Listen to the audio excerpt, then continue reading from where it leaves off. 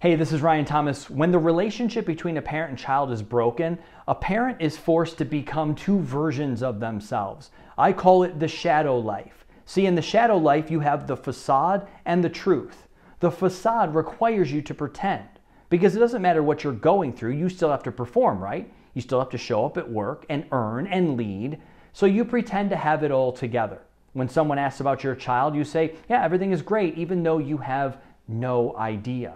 You talk to others about how they should conduct themselves despite feeling completely incompetent with the ability to reconnect with your own child. You lead the meetings even though you have no direction yourself.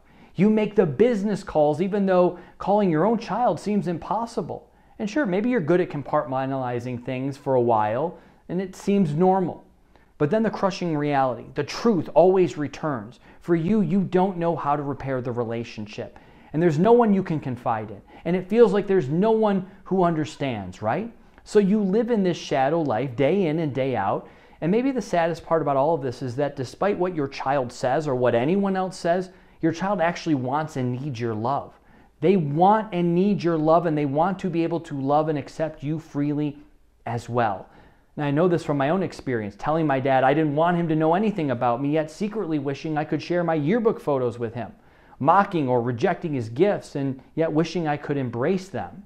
Telling him not to call or not to write to me, yet being disappointed when there was nothing.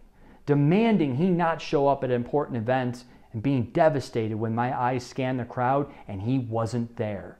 So if you find yourself living in this shadow life and you don't know what to do next, get the guidance and support you need from me or someone else, because there is a better way. There are things that you can say and do to turn things around. You just have to get started and take the first step.